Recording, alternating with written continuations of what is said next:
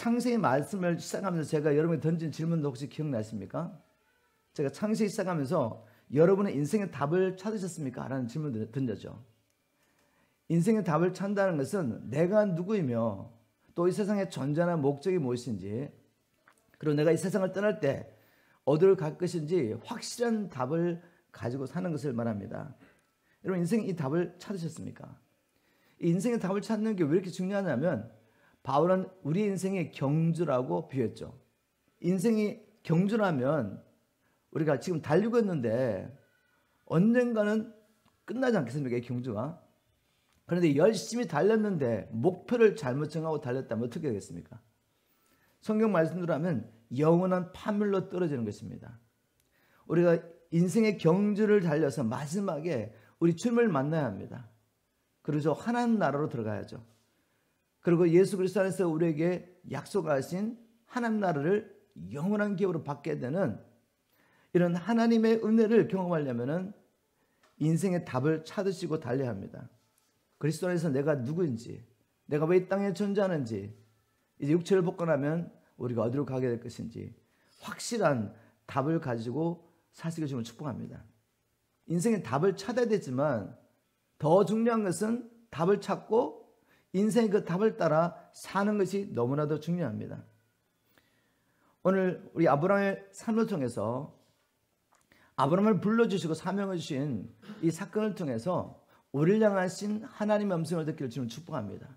그리고 다시 한번 하나님께서 왜 우리를 그리스도 예수 안에서 불러주시고 구원하셨는지, 그 사명이 무엇인지, 이 사명을 이루기 위해서 하나님께서 이미 우리에게 베푸신 은혜가 무엇인지 함께 살펴봤으면 좋겠습니다.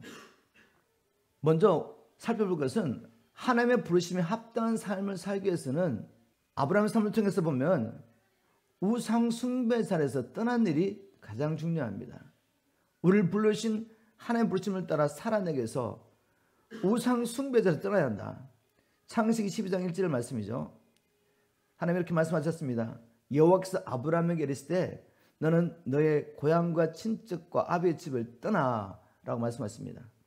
먼저 떠나라고 말씀하십니다. 아브라함이 하나님 부르심을 받기 전에 어떤 자리에 있었습니까? 여호수아 24장 2절을 보니까 이렇게 기록되어 있습니다. 여호수아가 모든 백성에게 이르되 이스라엘의 하나님 여호와께서 같이 말씀하시기를 옛적에 너희의 조상들 곧 아브라함의 아버지 나홀의 아버지 데라가 강 저쪽에서 거하며 다른 신을 섬겼으니, 하나님을 부르시기 전에 아브라함은 그의 조상과 함께 우상 숭배의 자리에 있었습니다. 그러니 하나님을 섬기기 위해서는 먼저 이 자리를 떠나는 것이 너무나도 중요하죠. 아브라함 부르겠습니까? 이 땅에 태어난 모든 사람들은 태어날 때 하나님을 섬기는 자리에 있지 않습니다. 어떤 자리에 있습니까? 내가 주인 되어 살면서 이 세상과 마귀를 섬기는 자리에 있었습니다. 에베소 2장 2절 말씀이죠. 현대 성경에 이렇게 기록했습니다. 전에는 여러분이 세상의 악한 길을 따르고 하늘 아래에 영역을 지배하고 있는 마귀에게 순종하며 살았습니다. 이 마귀는 현재 불순종하는 사람들 가운데서 활동하는 영입니다. 자기를 향하신 하나님의 계획을 알지 못하고 또 창조주도 알지 못하기 때문에 인생의 답을 찾지 않고 자신이 주인이 되어서 세상 사람들이 가는 길을 따라가고 있는 이 사람들, 그들은 지금도 마귀를 주인으로 섬기고 있습니다. 우리 모두가 바로 그런 자리에 있었죠. 우리가 하나님의 부름을 받았다면, 그래서 부르심에 합당한 삶을 살기 원한다면 내가 예전에 어떤 자리에 있으면서 누구를 섬겼는지 깨닫고 그 자리에서 떠난 일부터 시작해야 됩니다. 여러분, 그 자리에서 떠나셨습니까? 오늘 교회에 있는 많은 사람들은 예수님 당시에 유대인들처럼 지금 자신이 어디에 있는지 누구를 섬기고 있는지도 알지 못하고 살고 있는 것 같습니다. 예수님 당시 유대인들은 확신하고 있었던 게 있었죠. 그것은 우리의 아버지는 여호와 하나님이시다. 아브라함과 이삭과 야곱의 하나님. 그리고 그들이 누구보다도 열심히 하나님을 섬겼다고 확신했죠. 그런데 사실은 뭐였습니까? 진리는, 우리 예수님은 그 유대인들에게 뭐라고 말했습니까? 너의 아비는 마귀라고 말씀하셨죠. 유대인들은 자신이 지금 하나님을 섬겼다고 생각하고 있었지만 그러나 사실은 마귀를 섬겼었던 거죠. 여러분, 역사는 반복되고 있습니다. 오늘 교회 안에 수많은 사람들이 하나님을 섬겼다고 착각하고 있는 것이죠. 그러나 사실은 무엇입니까? 사실은 이 세상 임금 마귀를 여전히 섬기고 있는 것입니다. 우리가 이걸 구별해야 되지 않겠습니까? 평생 하나님을 섬긴다고 살았는데 열심히 쫓았는데 따라갔는데 결국 끝에 가보니까 하나님이 아니었습니다. 이게 얼마나 기가 막힌 일입니까? 그래서 우리는 분명히 분별할 수 있습니다. 내가 지금 어디에서 누구를 섬겼는지 분별할 수 있죠. 분별하는 방법은 쉽습니다. 복잡하지 않습니다. 우리 예수님 말씀하셨죠. 그 열매를 보면 알 것이다. 지금 우리가 무엇을 위해 사느냐를 보면 알 수가 있죠. 우리는 정말 부르심을 받은 자답게 이제는 내가 주인된 삶을 내려놓고 하나님과 복음에서 살고 있습니까? 복음을 전가하며 주님이 오실 수 있도록 주님의 길을 예배하며 살고 있느냐, 그죠? 이것은 전임 사역자만을 위한 부르심이 아니십니다. 예수 안에는 우리 모두를 향한 부르심이죠. 내가 어떤 직장에서 이 세상에 어떤 일을 하고 있든지 바로 그 자리에서 하나님께서 우리를 불러주시며 우리는 그곳에서 복음을 전가하며 주님 오실 길을 예배하는 것입니다. 우리는 어떤 모양이든지 하나님의 나라를 구하며 살고 있느냐, 아니면 여전히 내가 주인 되어서 세상 사람들처럼 육신을 위해서 땅의 끝을 구하며 살고 있는지 여러분 자신을 시험할 수 있습니다. 우리가 하나님의 부르심을 따라 살기 위해서는 먼저 내가 주인 된 이 삶을 떠나야 됩니다. 내가 하나님보다 더 사랑하는 것, 내가 버리고 떠날 것이 뭐가 있겠습니까? 그것은 무엇이든지 하나님보다 더 사랑하는 것이죠. 나의 발목을 잡고 있는 것들, 하나님과 동행하지 못하게 막고 있는 것들, 나를 불순종하게 하는 것들, 이런 것을 떠나야 됩니다. 그런 것들 가운데는 우리가 부르심을 받기 전에 함께했던 세상 친구들도 있습니다. 그 세상 친구들이 계속 내게 세상적인 영향을 미친데도 불구하고 이걸 떠나지 못하고 발목에 붙잡혀 있는 사람들, 이거 떠나야 합니다. 그리고 다른 사람에게 죄를 짓게 하는 직장을 가지고 있을 수 있겠죠. 예전에 주님 만나지 못했을 때, 우리 가운데 그런 분은 안 계시겠지만 다른 사람은 죄를 짓게 하면서 내가 돈을 벌었다면 그것은 떠나야 합니다. 그것을 떠나지 않고는 하나님의 부르심을 따라 살 수가 없기 때문에, 또 무엇인데 내 마음을 빼앗는 취미생활 자체가 잘못된 건 아니지만 거기에 빠져가지고 하나님을 섬기지 못하고 있다면 떠나야죠. 또 사람들로부터는 영광과 칭찬을 받게 하는 모든 일입니다. 그 가운데는 사람들 보기에는 아주 선한 일처럼 보이는 일이죠.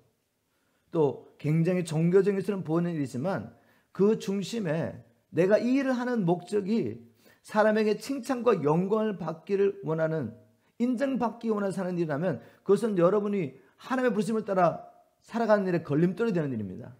주님 말씀하십니다. 그것이 무엇인지 그것을 떠나라. 너희들은 알고 있다. 내가 주인 되어가는 모든 일을 떠나라고 말씀하십니다. 한번 여러분 자신에게 물어보십시오. 나는 하나님의 부르심에 합당한 삶을 살기 위해서 내가 주인 되어 행했던 모든 우상 숭배에서 떠났느냐. 자, 그런데 우리가 떠나야 된다는 것을 아는 것만으로는 떠날 수가 없죠. 뭐가 필요합니까? 떠날 수밖에 없게 만드는 동기가 필요하죠. 내가 이 세상을 사랑하고 죄를 사랑하고 지금 나를 붙잡고 있는 것을 사랑하고 있는 동안에는 떠날 수가 없습니다. 우리는 이것보다 더 좋은 것을 발견해야 되죠. 그것이 무엇이겠습니까? 하나님이죠, 하나님. 하나님과 그분께서 예수 그리스도 안에서 나를 위해 약속하신 영광스러운 하나님의 나라를 발견하지 못한 자들, 떠날 수가 없습니다. 그 나라는 장차 임할 뿐만 아니라 지금도 우리가 경험할 수 있는 나라죠. 지금도 그 하나님 나라를 맛보아 아는 사람들, 성령 안에서 의와 평강과 희락을 맛본 사람들은 떠날 수 있습니다. 우리가 자녀를 키우면 알죠. 저도 우리 사랑하는 딸들과 함께 살았는데 영원히 함께 살 수는 없지 않습니까? 사랑하는 부모들과 평생을 살았는데 어느 날 떠나더라고요. 왜요? 평생 함께 사랑하고 함께 하고 싶은 남자를 신랑을 발견한 거죠. 그러더니 떠나더라고요. 똑같은 거 아니겠습니까? 우리가 왜 세상을 버리지 못합니까? 왜 음부인 이 세상 임금을 떠나지 못하냐 이거죠. 우리를 사랑하셔서 생명까지 주시며 우리와 함께 영원한 하나님 나라를 누리기 위해서 우리를 불러주신 그 신랑 되신 주님을 진정으로 우리가 만난다면 떠날 수 있습니다. 아브라함이 본토 아비집을 떠날 수 있었던 것은 창세기 12장 1절에 여호와께서 아브라함에게 이르시되, 즉 살아계신 하나님이 아브라함을 찾아와 주셨고 그분 자신을 계시하셨기 때문입니다. 그저 하나님에 대해서 그냥 지적으로 안 것이 아니라 누구의 이야기를 듣고 그런 분이 계시다는 것을 안 정도가 아니라 그 하나님이 찾아오신 것입니다. 이런 인격적인 만남이 우리에게 있어야지 우리가 우상을 버리고 하나님을 쫓아갈 수 있습니다. 그런데 마귀는 끊임없이 우리의 발목을 잡으려고 하기 때문에 이런 하나님과의 친밀한 교제 가운데서 하나님의 사랑과 선하심과 울량하신 하나님의 놀라운 계획들을 날마다 우리가 발견하고 그 지식에 더 깊이 들어가야지 모든 것을 버리고 주님을 쫓아갈 수 있습니다. 또 한번 적용해 보겠습니다. 나는 주님과의 인격적인 만남을 통해서 그분과 그분의 약속에 대한 마음의 확신이 있습니다. 확신. 그저 지식으로 아는 것이 아니라. 그래서 내가 예전에 사랑하고 섬겼던 것을 떠났습니까? 그래서 지금도 떠나고 계십니까? 제가 말씀드렸죠. 작정하고 떠났지만 자꾸만 마귀는 다시 와서 우리의 발목을 붙잡으려고 한다고요. 날마다 우리는 다시 한번 우리의 생명을 살아계신 그 하나님의 선한 도구로 드리면서 나아가야 합니다. 이것이 우리가 우리를 불러주신 부르심에 합당한 삶을 살기 위한 첫 번째 단계라고 저는 생각합니다. 그리고 우리가 또 하나님의 부르심을 받은 자라면 또 우리가 기여할 것이 있습니다.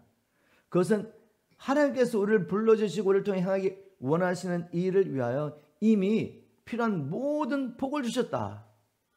복을 주셨다는 것을 알아야 합니다.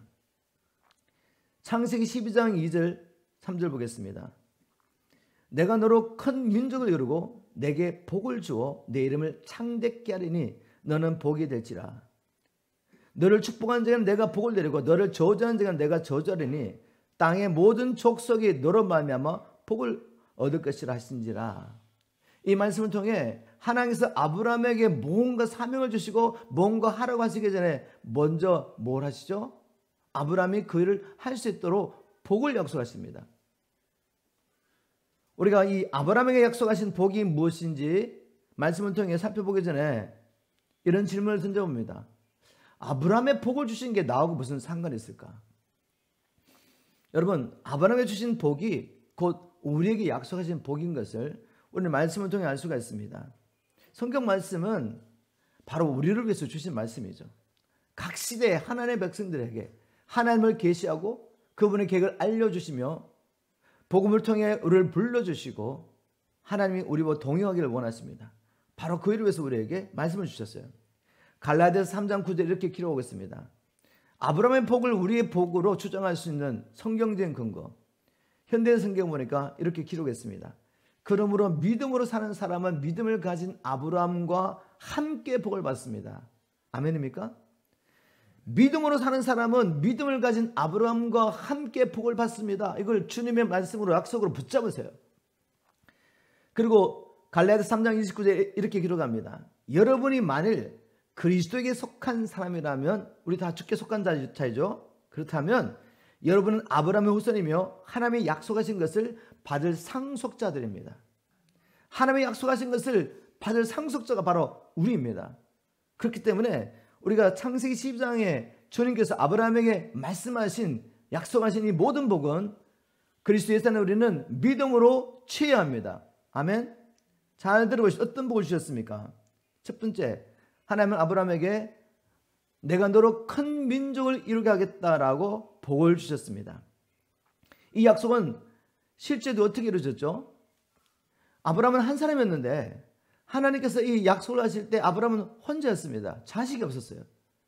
그런데 4대 후에 모세가 이스라엘 백성들을 애굽에서 이끌어낼 때 그 한 사람이 큰 민족으로 이루어졌습니다. 이 약속이 아브라함의 삶 가운데 성취되었습니다. 그런데 아브라함이 살아있을 동안에는 큰 민족을 보지를 못했어요. 하나님께서 아브라함을 통해 이삭을 주시죠. 이삭을 통해 두 아들을 주시는데 그 두 아들 중에서도 야곱이 하나님의 약속을 이루고 갈지 압니다. 야곱이 한 15살 때까지, 손자인 야곱이 15살이 될 때까지 아브라함이 살아있었으니까 아브라함은 큰 민족을 이루겠다고 약속하신 그 하나님의 말씀을 받았지만 2명 정도밖에 눈으로 확인할 수 없었습니다. 그런데 믿고 감사했죠, 아브라함은. 여러분, 하나님께서 이 약속을 또한 우리에게 주신 줄 믿으시기 바랍니다. 하나님은 우리 한 사람을 통해 또 많은 생명을 낳기를 원하십니다. 열방 가운데 많은 영적인 자녀를 일으키길 원하시죠. 저는 개인적으로 그 비전을 받았습니다. 이 마지막 때 열방 가운데서 추수할 많은 일꾼들을 일으키겠다고 약속하셨죠. 메신저를 일으켜서 추수하겠다는 약속을 주셨습니다. 그런데 제 눈으로 확인하고 기억할 수 있는 사람들, 정말 손에 꼽을 수밖에 없는 사람들밖에 안 보이죠. 그렇지만 종종 주님께서 생각지 않은 사람을 통해서, 간증을 통해서 우리를 통해 복음을 받은 사람들이 지금 어떻게 살고 있고 또 주의 종이 되어서 섬겼다는 얘기를 듣게 되면, 내 눈으로 다 확인할 수 없지만 주님은 말씀대로 일하고 계시구나 확인할 수 있었습니다. 여러분, 이것은 제게만 주신 약속이 아닙니다. 제게만 주신 영광이 아니라 여러분 모두에게 주신 영광이죠. 그리고 우리가 이 KP라는 사역을 통해서 영혼들을 만나고 복음을 전하며 주님 앞에 인도하는데 우리가 한 몸으로 움직이고 있지 않습니까? 한 사람 저만 하는 것이 아니라 여러분 각자의 은사를 따라 한 몸으로 섬기면서 여러분이 다 확인할 수 없고 또 기억할 수도 없지만 여러분의 믿음으로 복음 전환이 함께 한다면은 하나님 나라 갔을 때 내가 너를 통해 이 큰 민족을 이뤘다고 주님께서 보여주실 것입니다. 여러분 믿으십니까? 이 믿음으로 사시기를 주님을 축복합니다. 큰 민족에 대한 약속만 한 것이 아니라 하나님께서는 아브라함의 이름을 창대하게 하겠다. 즉 그가 명성을 얻게 될 것을 약속하셨습니다. 이 복을 주셨는데 실제적으로 아브라함은 기독교뿐만 아니라 유대교, 이슬람교의 믿음의 조상이 되므로 그의 이름이 명성을 얻게 됐습니다. 진정 하나님께서는 아브라함에게 명성을 주셨는데 가장 큰 명성은 어떻게 얻게 됐습니까? 아브라함을 통해서 세상을 구원할 예수 그리스도가 태어난 것입니다. 아브라함의 후손인 예수 그리스도께서 하늘과 땅 아래 있는 모든 피조물보다 뛰어난 이름을 얻게 됐을 때, 명성을 얻게 됐을 때 아브라함도 그 안에서 함께 명성을 얻게 된 것이죠. 하나님의 말씀은 이렇게 이루어지고 있습니다. 우리 주님 안에 우리가 온 세계 가운데 주의 이름을 선포하며 주의 이름을 높일 때 그리스도 예수 안에서 우리도 또한 높임을 받게 되고 무엇보다도 주님께서 다시 오실 때 우리에게 영광과 칭찬으로 갚아줄 것을 믿습니다. 우리는 이 복을 받은 자들이죠. 또 아브라함에게 하나님께서 주신 복은 내가 너와 함께 하겠다는 복이죠. 그 말씀이 이렇게 약속하셨습니다. 3절에 보니까 너를 축복하는 자에게는 내가 복을 내리고 너를 저주하는 자에게는 내가 저주하리니 내가 너의 편이 되줄 거야. 너와 함께 할 거야. 라는 이 약속을 주셨습니다. 근데 이 약속이 아브라함이 본토 아비 집을 떠날 수 있었던 정말 큰 약속을 저는 믿습니다. 왜냐하면 아브라함이 그 당시에 그곳을 본토 아비 집을 떠난다는 것은 쉬운 일이 아닙니다. 그는 이미 중년이 됐죠. 75세에 부름을 받았으니까 중년에 부름을 받은 것입니다.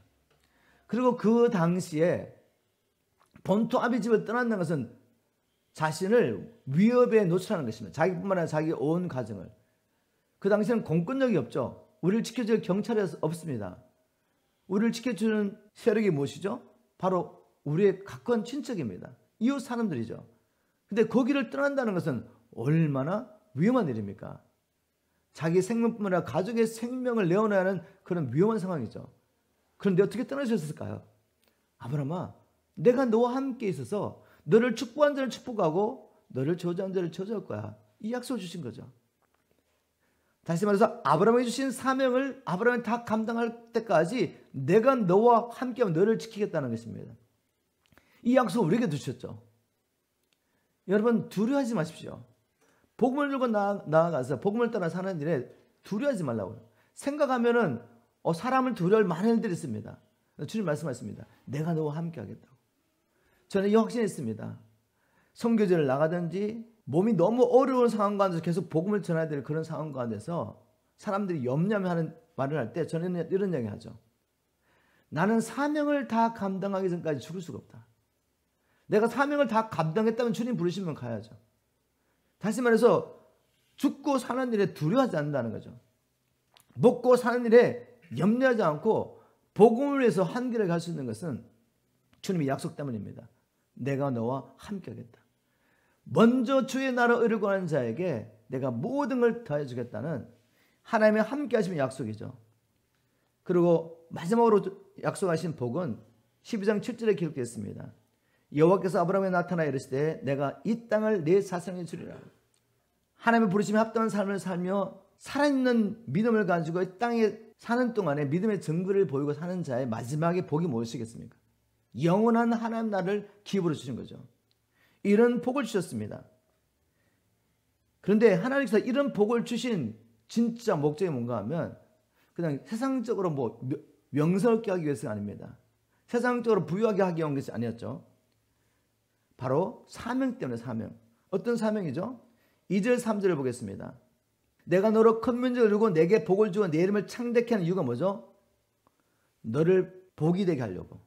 네가 복의 통로가 되게 하려고 이런 축복들을 하나님께서 아브라함에게 주신 것입니다. 3절에도 보면 너를 축복하는 자에게 내가 복을 내리고 너를 저주하는 자에게 내가 저주하리니 왜요? 땅의 모든 족속이 너로 말미암아 복을 얻을 것이라. 나는 너를 통해 땅의 모든 열방을 축복하고 싶은데 바로 이를 위해서 내가 먼저 너에게 복을 주는 거야. 이렇게 말씀하신 것입니다. 하나님의 부름을 받은 자는 이미 하나님의 복을 받은 자이며 그리고 또한 복과 함께 뭘 받았죠? 사명을 받았습니다. 사명. 저와 여러분 사명을 받은 자예요. 그 사명은 바로 하나님께서 우리를 통해서 아직도 복음을 알지 못하고 있는 우리 주위에 있는 많은 사람들 열방이 이 복음을 듣고 돌아와서 우리와 함께 하나님의 나라를 유업으로 받게 하는 것 바로 이 사명을 위해서 우리에게 복을 주신 것입니다. 여러분 이 복을 하나님 앞에 구하시고 주는 축복합니다. 그리고 이렇게 말씀하세요. 주님 내게 주신 사명을 위해서라도 이 복을 믿음으로 받아 누리게 도와 주시옵소서. 바울은 이 비밀을 깨달았습니다. 베드로도 이 비밀을 깨달았죠. 그래서 에베소 1장 3절에 보니까 이렇게 기록하겠습니다.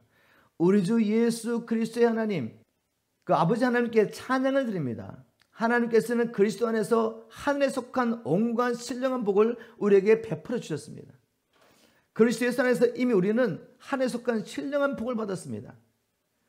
베드로서 1장 3절에도 보니까 그리스도께서는 신적인 능력으로 자신의 영광과 존귀함 가운데로 우리를 부르셨고 부르신 우리에게 복을 주셨는데 자신을 아는 지식을 통하여 생명과 경건에 이르게 하는 모든 것들을 우리에게 주셨습니다.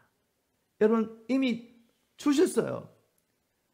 그런데 내가 사명을 감당하기 위해서 믿음으로 행하지 않으면 내게 주신 복을 내가 경험할 수가 없어요.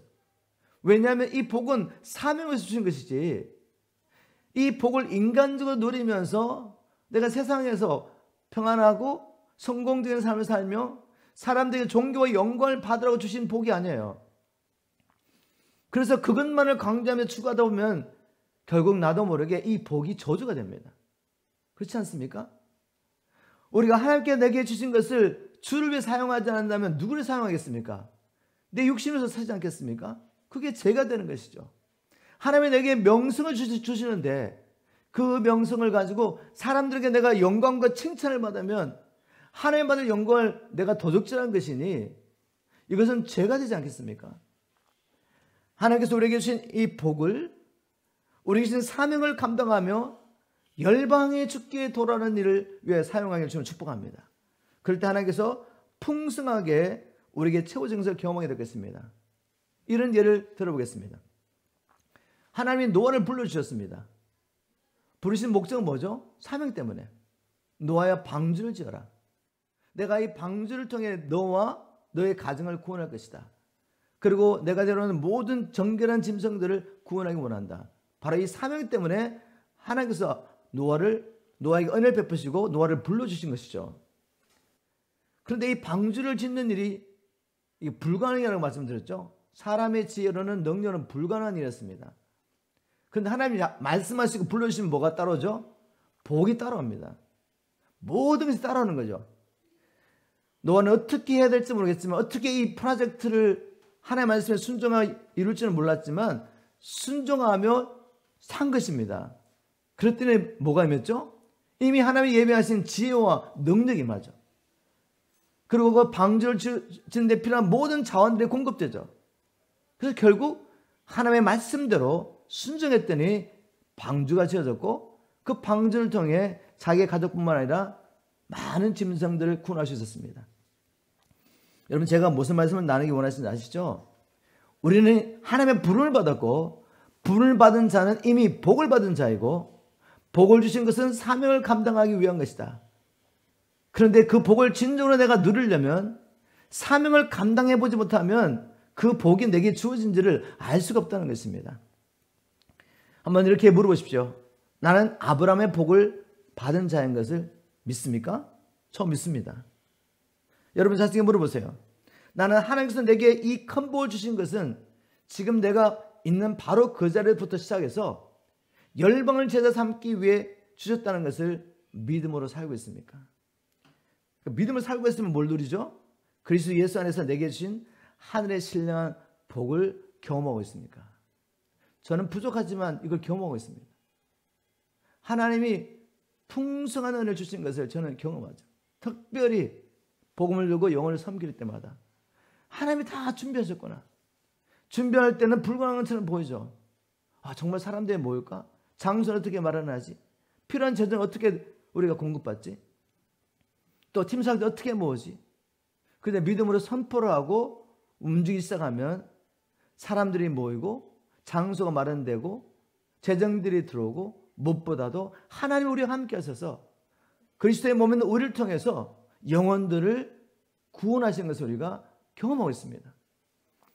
여러분, 믿음으로 사시기를 주면 축복합니다. 또 나누고 싶은 건 이것입니다. 연결되는 말씀이지만 창세기 12장 4절 한번 보겠습니다.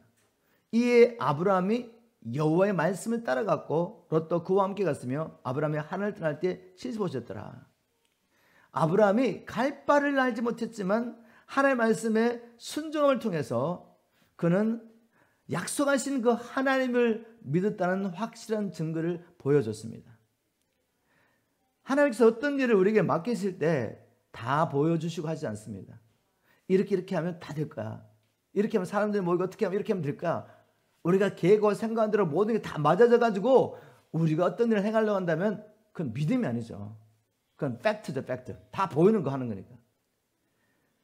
이 모든 일을 우리를 통해 행하심으로 하나님은 우리에게 하나님을 계시하시고 또 우리를 통해 계시되는 그 하나님을 통해서 많은 사람들을 주님께로 인도하는 것이 목적이기 때문에 아브라함처럼 우리는 갈 바를 알지 못하지만 순종해야 합니다. 순종. 이 순종을 통해 뭐를 보여줘야 되죠? 진정 우리가 하나님을 믿은 증거를 보여줘야 됩니다. 여러분, 맞습니다. 우리가 믿음으로 구원을 받습니다. 그런데 마지막 날 우리의 믿음이 죽은 믿음인 것이 드러날 때 어떻게 되겠습니까? 아무리 절망하고 절규해도 그때는 소용없어요. 우리가 살아있을 때 내가 예수를 주님으로 구주로 믿는 믿음의 확실한 증거 보여줘야 됩니다. 그것은 아브라함처럼 하나님의 약속하신 것이 어떻게 이룰지 보이지 않아도 믿음으로 행하는 것입니다. 하나님 그걸 보시고 영광을 받으시고 이제 때가 되면 약속하신 것을 우리 눈에 볼 수 있게 또 응답하십니다. 이런 은혜를 주님으로 축복합니다. 나의 삶 속에 예수님께서 나의 삶의 주인이 되며 나의 구주가 되는 증거가 있습니까? 오늘 말씀을 통해 여러분 자신을 확인해 보기를 주님으로 축복합니다. 늘 우리 목사님 하시는 말씀이야. 그렇게 지나가지 마십시오. 그렇게 그냥 지나가고 말씀을 통해 자신을 점검하지 않고 있다가 갑자기 주님의 날이 오시면 어떻게 되겠습니까? 또 나를 부르면 어떻게 되겠어요? 여러분, 지금 기회가 있을 때 믿음을 시험하고 말씀을 믿을 수 있도록 하나님 앞에 계시를 구하고 하나님의 얼굴을 구하고 하나님 주신 확증 가운데 말씀을 살아내는 저와 여러분들을 지금 축복합니다. 오늘 제가 이 마지막으로 집중적으로 나누고 싶은 것은 뭔가 하면 이 하나님의 부르심을 따라 순종하며 사는 자에게도 시련은 찾아온다, 이 말씀이죠. 자, 우리 다 경험한 일입니다. 하나님을 만났을 때 그 기쁨, 또 하나님께서 자기를 우리에게 보여주시면서 내 안에 확신이 있을 때, 주님께서 나를 통해 이런 일을 행하기 원하시는구나. 얼마나 익사이팅한지 몰라요. 너무 기쁘죠. 이젠 정말 죽을 때까지 생명 걸고 보면서 살 것 같죠. 막 그런 일이 막 일어날 것 같죠. 하나님께서 은혜 주셔서 금식하며 기도하며 하나님 부르실 때 확신이 생기죠. 그런데 어떤 일이 납니까? 하나님의 약속과는 너무나도 동떨어진 사건들이 우리 삶 속에 일어나는 것입니다. 여러분, 이 이유를 아셔야 돼요. 이 이유를 알지 못하면 실족하게 되는 실족. 믿음에서 떨어지게 되는 것이죠. 자, 아브라함은 어떤 일이 났습니까? 아브라함이 갈 바를 알지 못했지만 그 말은 뭔가 하면 하나님께서 내가 너에게 보여줄 땅으로 가라. 그리고 가나안 땅으로 가. 이렇게 말씀한 게 아니에요. 내가 보여줄 테니까 너는 떠나라는 거죠. 떠날 때는 어디로 갈지 모르지만 그냥 떠난 것입니다. 그런데 가다 보니까 가나안 땅에 이르게 됐습니다. 세겜 땅에 왔을 때 주님이 말씀하십니다. 이 땅을 내가 너에게 줄 것이다. 그래서 아브라함이 너무 감사해가지고 제단을 샀죠. 단을 샀고 하나님 앞에 감사의 제사를 드립니다. 그리고 어떤 이유에서인지 아브라함이 세겜에서 어디로 내려가냐면 베델이라는 곳으로 내려가게 됩니다. 베델에 내려가서 따라 내려가지 않습니다. 하나님께 단을 쌓고 거기서 여호와의 이름을 불렀더라라고 기록하겠습니다. 여러분, 아브라함이 여호와의 이름을 불렀더라, 제단을 쌓고 여호와의 이름을 불렀다는 것은 뭐죠? 공식적으로 사람들 앞에서 여호와 하나님께 나아가서 예배를 드리고 기도하며 하나님과 교제했다는 것입니다. 자기만 했겠습니까? 자기와 함께 했던 가족들과 정도들과 함께 단을 쌓고 예배를 드리는 것입니다. 하나님 앞에 나아가 기도를 한 것이죠. 그리고 하나님과 교제를 했습니다. 우리가 보면 너무 대단하지 않습니까? 갈 바를 알지 못하는데 믿음으로 순종해서 나왔죠. 믿음으로 가다 보니까 하나님 이 땅이라고 말씀하시니까 감사의 제사를 드리고 또 가는 곳마다 제단을 쌓고 여호와를 부르며 예배하는 일에 힘썼단 말입니다. 그러면 말씀대로 그냥 아들을 주시고 또 땅을 정복하게 하시고 뭐 이렇게 하면 되는데 오히려 뭐가 오죠? 10절에 보니까 그 땅에 기근이 들었으므로 어려움이 왔습니다. 어려움이. 아니, 말씀에 순종이 여기까지 왔는데 하나님의 얼굴을 이렇게 구하고 있는데 왜 이 어려움이 오게 됩니까? 여러분, 믿음으로 순종하며 사는 자에게 시련은 반드시 찾아옵니다. 이 시련의 이유를 아셔야지 우리가 특별히 이 마지막 때를 살면서 실족하지 않습니다. 하나님의 시련을 주신 목적을 한번 말씀을 통해 찾아보겠습니다. 우리 마음 가운데 이런 게 있다는 거죠. 유대인이 가지고 있던 개념, 어려움과 고난과 시련은 불순종의 결과다, 이렇게 늘 생각하는 개념이 있습니다. 그래서 세상적인 복, 부유하고 건강하고 평안하고 안일한 삶을 내가 하나님을 잘 섬기는 증거라고 그렇게 생각한 거죠. 그래서 유대인들이 가난한 자 멸시했잖아요. 특별히 바리새인과 율법사들, 종교 지도자들이 이 가난한 자 멸시했습니다. 병든 자 멸시했죠. 그죠? 왜냐하면 그것을 저들은 하나님께 불순종해서 저주를 받다고 생각했기 때문에. 예, 물론 우리가 하나님께 불순종할 때 그 결과로 성경에 보니까 사람의 흑암에 그늘에 앉으면 사망과 올무에 매이는 이유가 뭐죠? 하나님의 말씀을 거역하며 지존자를 멸시하기 때문에. 하나님의 말씀을 버린 것으로 모든 불행과 저주가 온 것이 맞습니다. 그런데 성경에 보니까 또 이 시련은 믿는 자들에게 큰 유익이 있기 때문에 하나님이 허락하시는 것입니다. 시련을 허락하시는 뜻이 무엇인지 한번 말씀을 통해 찾아보겠습니다. 로마서 5장 3절 4절 먼저 보겠습니다. 로마서 5장 3절 4절 제가 쉬운 성경으로 여러분이 이해하기 쉽게 설명할 테니까 잘 들어보시고 이 말씀을 마음에 새기시고 이제는 시련을 대하는 여러분의 태도가 바뀜으로 말미암아 시련 가운데 더 깊이 하나님을 만나는 은혜길을 주님 축복합니다. 바울이 말했습니다. 그뿐 아니라 우리는 어려움 가운데도 기뻐합니다. 개혁성경은 환난 가운데 기뻐한대요. 또 현대 성경은 고난 가운데도 기뻐합니다. 어떤 어려움과 시련과 환난, 고난이 온다 할지라도 우리는 기뻐합니다. 왜 시련을 기뻐합니까? 시련 피하고 싶은 게 아닌가요? 고난과 어려움은 피하고 싶은 게 아닙니까? 예수 잘 믿으면 모든 게 형통해야 되지 않습니까? 평안해야 되지 않습니까? 아니요. 무릇 예수 그리스도 안에서 경건하게 살려고 하는 자에게 하나님은 환난을 주는 환난을. 왜냐하면 우리가 겪는 어려움이 인내를 낳고, 여러분 인내하는 믿음이 가장 중요합니다. 제가 요한계시록을 종종 열면서 마지막 때 성도들에게 인내하는 믿음이 필요하다는 말씀을 종종 했죠. 마지막 때 적그리스도가 나타나서 3년 반 동안 성도를 핍박하고 괴롭히는 것을 하나님이 허락하십니다. 왜? 우리에게 필요하니까.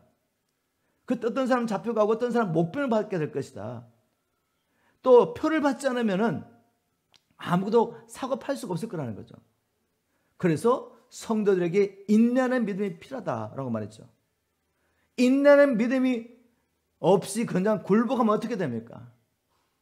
그냥 육신의 생명을 지키려고 먹고 살기 위해서 타협하게 되면, 적그리스도에게 절을 하거나 먹고 살기 위해서 표를 받게 되면 어떻게 됩니까? 영원히 타는 저 유황불의 심판에서 피할 수 없을 것이다. 그래서 너희들은 성도들에게는 인내하는 믿음이 필요하다. 근데 인내하는 믿음이 어떻게 만들어집니까? 주님 말씀하십니다. 믿음의 시련이 왔을 때. 주님 뜻대로 살려고 몸부림치는데, 주님의 은혜를 구하며 하나님 앞에 나아가는데 내가 생각했던 은혜는 임하지 않는 거죠. 그죠? 막 하나님의 사랑이 우리에게 막 부어지고 뭐 모든 일이 잘 되고 기도가 응답되고 이런 일을 기대했는데 그게 아니라 오히려 환난과 핍박이 오는 거죠. 근데 주님 말씀하십니다. 그것은 내가 너희들에게 인내하는 믿음을 주기 위해서 허락한 것이다. 여러분, 제가 개인적인 간증을 나누겠습니다. 저는 국민학교 5학년 때부터 교회 다녔지만 이 하나님을 인격적으로 만나지 못하고 지적으로만 하나님을 알고 있어가지고 종교를 살았습니다. 그런데 1986년에 주님을 인격적으로 만났습니다. 그리고 87년에 성령의 능력세를 경험했습니다. 하나님께서 제게 기도의 영을 부어주시고 찬양의 영을 부어주시고 말씀의 능력을 주시고 나가서 복음 전가하면서 하나님께서 열매도 허락하시고. 그런데 여러분, 그것과 함께 뭐가 한지 아십니까? 내 인생에 정말 어렵고 힘든 시간이 있었습니다. 제가 그때 얼마나 힘들었는지 이렇게 제 아내도 얘기하고 또 주위 가까운 분들이 이야기했는데, 저는 군대 생활을 정말 힘들게 했거든요. 병장이 됐어도 제 위에 22명이고 24명의 고참이 있었습니다. 제대하기 한 달 전까지 고참이 있었단 말이죠. 그 말 이해했습니까? 군대 가신 분은 아마 이해하실 거예요. 상병이 될 때까지 제 밑에 아무도 없었단 말이죠. 그리고 이제 한 달 후면 제대하는데 또 감옥까지 갔습니다. 근데 군대 생활이 얼마나 힘들었는지 아마 상상하실 거예요. 근데 제가 예수를 믿고 말씀에 순종하며 생명 들어서 복음에서 살면서 그것보다 더욱더 힘든 시련을 경험하게 됐죠. 육신의 질병도 있었고 잠 못 자는 것도 있었고 결혼 문제도 있었고 하여튼 간에 온갖 정신적인, 영적인, 육적인 고난과 어려움이 제게 닥쳐왔습니다. 그런데 지금 돌아보니까 얼마나 감사한지 몰라요. 그때 제가 하나님을 제일 깊이 만났습니다. 하나님을 만나지 않으면 하루도 살 수가 없기 때문에 얼마나 간절히 주님을 찾는지 몰라요. 주님께서 제 안에 인내하는 믿음을 주셨습니다. 그리고 그 다음에 보니까 이 인내하는 믿음을 통해 무엇이 형성되는지 아십니까? 우리의 성품을 단련시켜주며 라고 말합니다. 현대인 성경에는 연단된 인격이라고 말했습니다. 또 앰플리파이드 보면은 영적인 성숙함이죠. 여러분, 영적인 성숙함이 얼마나 중요합니까? 우리 안에 그리스도의 형상이 이루어지는 게 얼마나 중요합니까? 주님께서 예수 믿는 우리를 땅에 두신 목적지 하나가 뭔가 하면 아들의 형상을 본받게 하는 것입니다. 우리가 경험하는 모든 일을 합력하여 선을 이루시는데 그 목적은 아들의 형상을 이루어주는 거죠. 우리에게 영적인 성숙함을 주시는 겁니다. 연단된 인격을 주시는 거죠. 왜 이런 성숙함이 필요합니까? 약속을 경험하게 하시려고. 성숙하지 않으면 열매를 맺을 수가 없어요. 하나님께서 우리에게 주신 이 약속을 누리게 하려고, 우리를 통해 열방을 축복하기 원하시는 하나님의 뜻이 이루어지기 위해서는 반드시 이런 과정을 지나가야 되는데, 우리는 성경 공부하면 그 일이 이루어질 것 같죠. 어떤 집회 가서 은혜를 받으면, 은사를 받으면 그 일이 이루어질 것 같죠. 처음에 이루어지는 것 같은데 하나님은 우리를 시련 가운데서 연단하십니다. 그것이 우리에게 유익하기 때문에, 은사만 나타나고 역사만 나타나면 결국 실족해가지고 우리가 하나님 앞에 쫓겨날 수도 있습니다. 하나님 우리를 사랑하시죠. 우리를 통해 역사를 이루시고 우리를 버리기를 원치 않으십니다. 우리가 하나님 나라에 들어와서 그 하나님 나라의 영광을 누리며 영생을 누리기 원하시기 때문에 하나님의 이런 시련을 통해서 우리 안에 자기의 형상을 이루시고 영적인 성숙함을 이루기 원하시는 거죠. 이러한 성품, 영적인 성숙함 가운데서 우리가 어떤 걸 경험하게 되냐면, 그러한 성품은 마침내 소망을 이룬 줄을 우리가 알기 때문입니다. 여러분, 이 소망이라는 게 뭐죠? 이 세상에서 말하는 소망과 성경에서 말하는 소망은 의미가 좀 다릅니다. 우리가 뭔가를 소망한다, 그 말은 뭐죠? 내가 원하는 것이 이루어지기를 바란다는 말입니다. 그죠? 바라는 것은 될 수도 있고 안 될 수도 있는 거죠. 나 그거 소원해, 소망해. 그렇지만 내가 경험하지 못할 수도 있습니다. 그게 세상적인 소망이에요. 근데 성경적인 의미의 소망은 뭔지 아십니까? 확신입니다. 확신. 우리가 예수 그리스도의 오심을 소망한다, 이 말은 뭐죠? 오시기를 바란다는 말이 아니에요. 오실 수도 있고 안 올 수도 있다. 우리는 그분이 오시기를 바란다, 이런 의미가 아니죠. 우리가 예수 그리스도의 오심을 소망한다는 말은 확신한다는 말이에요. 확신. 맞습니까, 여러분?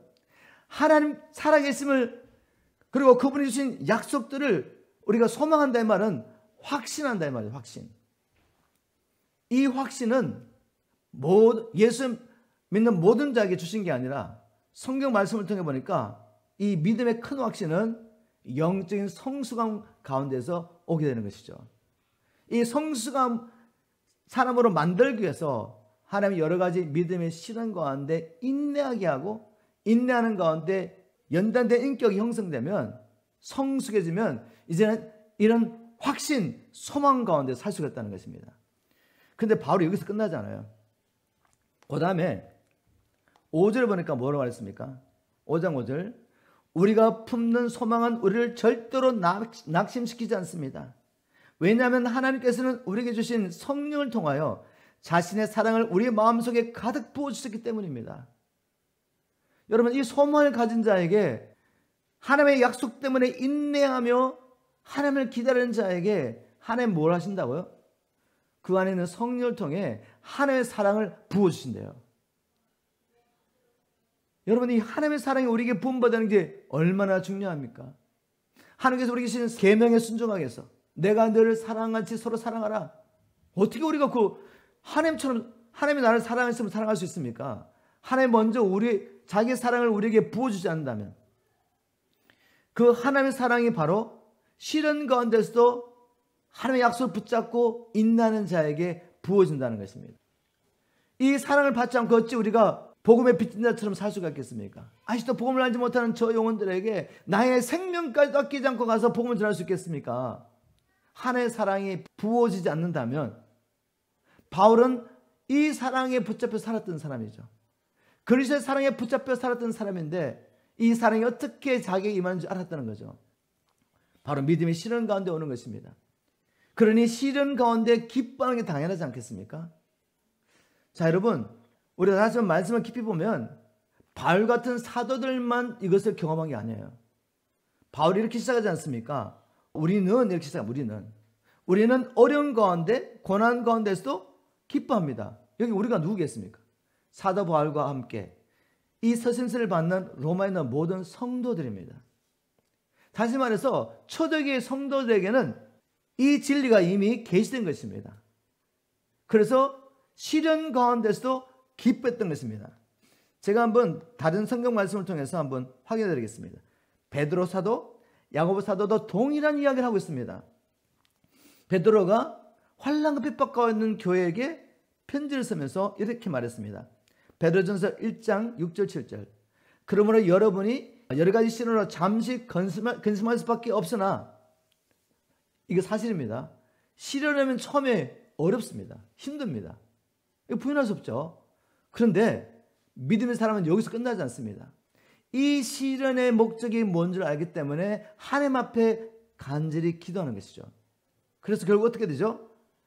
근심할 수밖에 없으나 그래도 여러분은 크게 기뻐하고 있습니다. 결과적으로는 그 시련 가운데서 기뻐하고 있다는 거죠.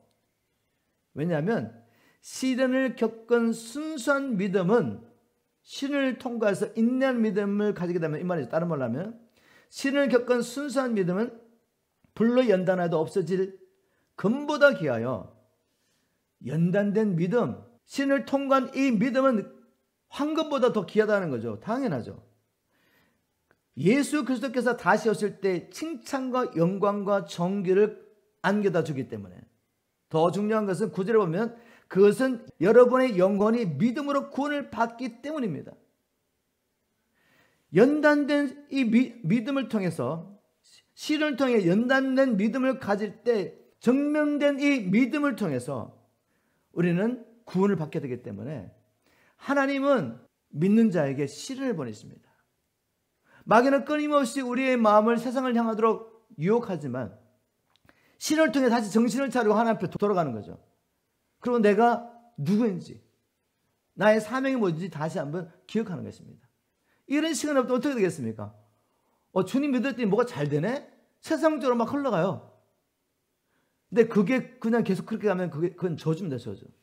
하나님은 그렇게 두지 않죠. 사랑하는 자에게는 반드시 징계하십니다. 여러분, 시련의 목적 아시겠습니까? 야고보도 이렇게 말합니다. 동일한 진리를 이야기하죠. 야고보서 1장 2절부터 4절. 형제 여러분, 여러 가지 시험을 당하더라도 그것을 기쁨으로 여기십시오. 믿음의 시련은 인내를 만들어내는 것을 아십시오. 그러면 끝까지 참고 견디어 부족함이 없는 완전하고 성숙한 사람이 되십시오. 동일한 말을 하겠죠. 시련을 통해서 인내를 배우게 되고, 믿음 안에서 인내하며 참는 과정 가운데서 완전하고 성숙한 사람이 되라고 말하지 않습니까? 자, 이제 우리 다시 한번 신앙의 목표를 점검할 필요가 있습니다. 나는 왜 예수를 믿고 있습니까? 나는 왜 간절히 주의 얼굴을 구하고 있습니까? 나는 왜 능력체를 받기를 원합니까? 나는 왜 말씀으로 훈련받기를 원합니까?